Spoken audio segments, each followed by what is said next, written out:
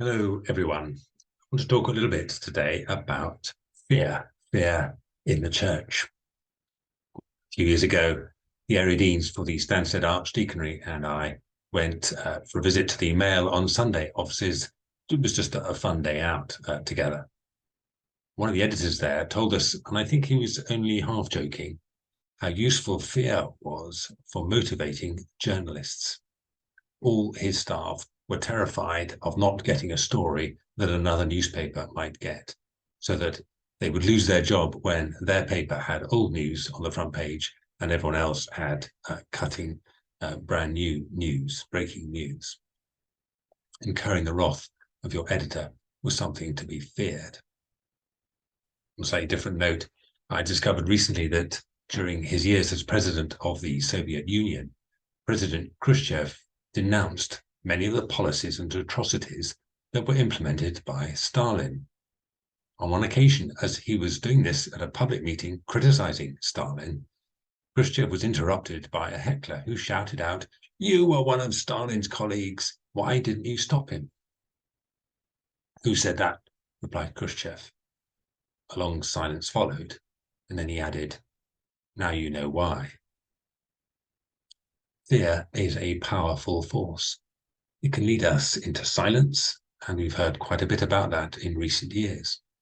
It can freeze us into inactivity. It can make us do things we would never normally contemplate. I guess really we're never truly ourselves when we're scared. Now, in sharp contrast to the worlds of journalism and Stalin, 3 times in today's gospel passage, Jesus said to his disciples, "Do not be afraid." When I was first ordained, I used to go around the parish doing things that I thought I ought to do. Much of my ministry was driven by fear and guilt. Fear of not living up to expectations, fear of not being as popular as the previous curate, fear that I might not be working as hard as the vicar was. It didn't take long, thank God, to realize that a ministry fueled by fear and guilt was not going to be a very fruitful one.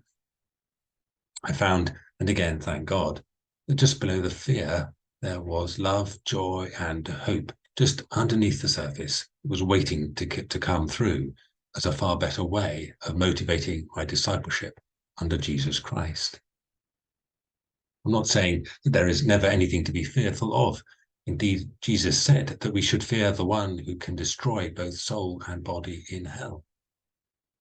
But fearfulness should not be the dominant emotion spinning around in our head all day.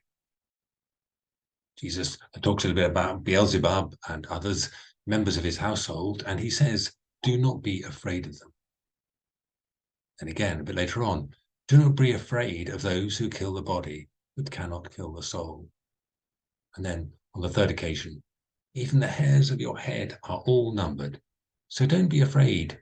You are worth more than many sparrows." Jesus wasn't as worried about the threats to the body as he was about threats to the soul. Of course, there are many Christians in the world today for whom physical threats present a very real fear. But the fears I encounter in many of the local churches I visit are very different and usually not very helpful fears in helping us in our ministry.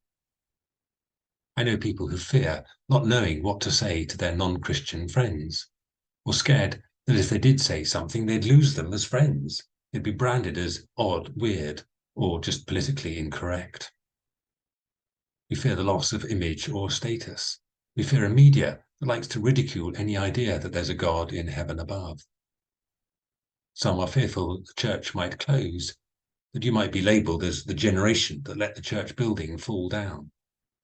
And many are fearful right now that we might get it badly wrong if we do or don't take a particular view of same-sex relationships.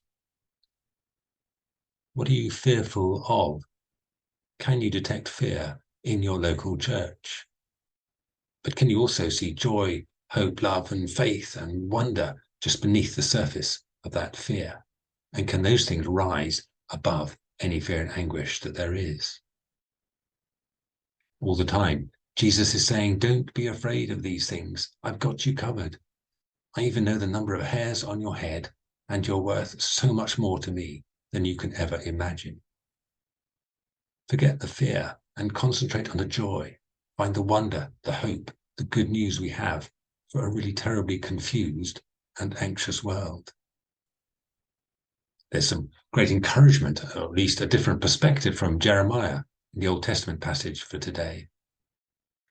The word of the Lord has brought me insult and reproach.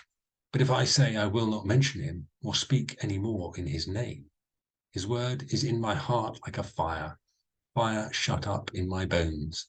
I'm weary of holding it in. Indeed, I cannot. It's a lovely image.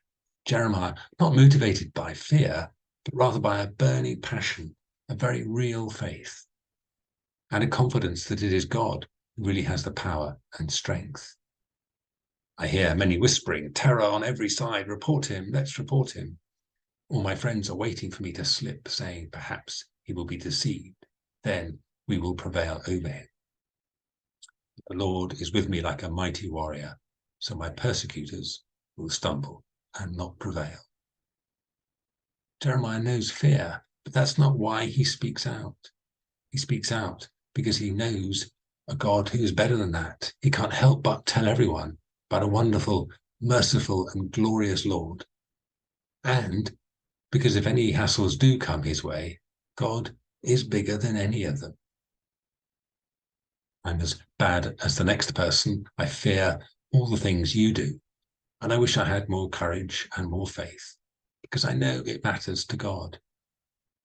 I suspect all of us need to remind ourselves every day that Jesus will one day rule over all, and that while we may feel a little embarrassed, ignored, anxious, or ridiculed today, even by some of those we love and admire, the word that is whispered out of love, hope, and joy in many places today will, in the end, triumph over fear and be proclaimed from the rooftops.